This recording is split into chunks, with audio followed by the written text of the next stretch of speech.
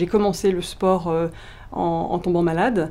Et très vite, ma vie a complètement changé parce que j'étais avant très fatiguée, tout le temps essoufflée. Et le fait d'avoir une activité sportive hebdomadaire m'a permis d'augmenter mes capacités cardiaques, mon endurance et mon bien-être en général. Je dors mieux, je peux m'occuper de mon fils de façon plus sereine, je peux travailler normalement et 8 heures par jour. Le bénéfice est tellement important à la fin qu'en fait ça vaut le coup de se donner un petit peu de mal.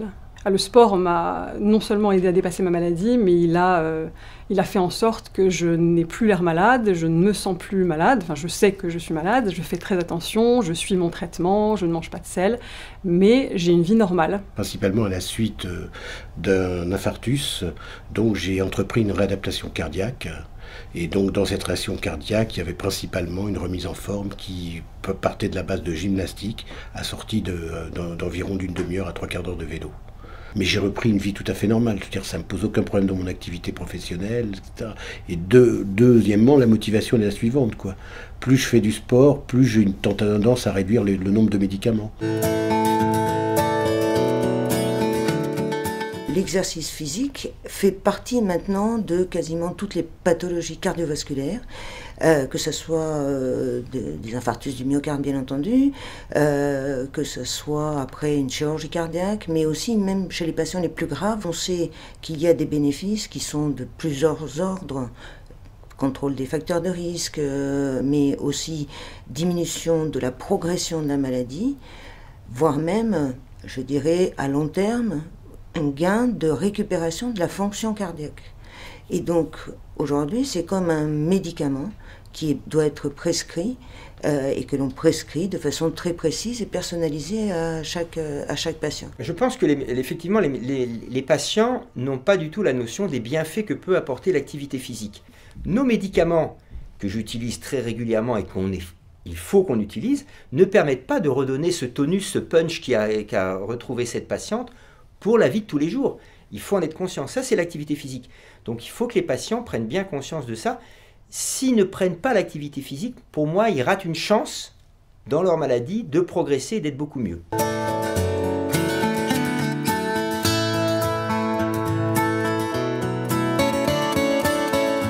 Il n'y a pas de doute sur la raison pour laquelle je me sens aussi bien aujourd'hui. C'est vraiment parce que j'ai une activité sportive au moins 2 ou 3 fois par semaine. Le sport, ça paraît tellement évident, tout le monde nous dit qu'il faut faire du sport, il faut manger bien. C'est pas si facile que ça en a l'air, ça demande un effort pour commencer, mais la vie quotidienne devient plus légère, plus facile. Les performances au quotidien sont décuplées quand on prend l'habitude d'avoir une activité sportive régulière. Le fait de faire du sport, d'aller mieux, ça vous fait oublier. C'est-à-dire que vous vous enterrez pas dans votre maladie, vous ne vivez pas sans arrêt. Ça y est, j'ai un infarctus, il faut que je prenne mes médicaments, je ne peux plus bouger. Voilà. Donc ça vous permet de dépasser la maladie. Après un événement cardiaque, le fait de pratiquer régulièrement un exercice physique permet de diminuer la mortalité de 25%, c'est-à-dire autant que les meilleurs médicaments que l'on a actuellement en cardiologie. Certaines pathologies peuvent poser problème avec certains sports et je pense que là, les consultations ou la prise en compte de certaines recommandations des cardiologues spécialisés, qui sont les cardiologues du sport, sont effectivement à suivre de façon très très claire. Il y a 20 à 25% seulement des médecins généralistes qui donnent les conseils d'activité physique, donc c'est très faible. Il ne faut pas non plus leur jeter la pierre parce que c'est le fait que dans l'enseignement, il y a très peu de formation sur comment prescrire la bonne alimentation, comment prescrire l'activité physique. On va essayer que ça change, mais ça prend un tout petit peu de temps. Le message que je leur donnerai, c'est qu'ils connaissent parfaitement toute la pharmacopée, ils connaissent tous les médicaments.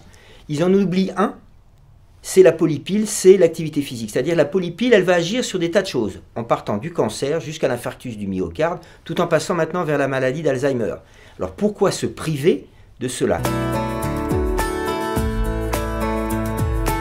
Bouger 15 minutes tous les jours, ça permet de prévenir 30 à 50% des maladies cardiovasculaires. Plus on en fait, plus c'est efficace. Et puis quand on a une maladie cardiovasculaire, eh bien, le fait d'avoir une activité sportive régulière permet d'éviter que la maladie ne s'aggrave ou qu'on en refasse une récidive de cette maladie.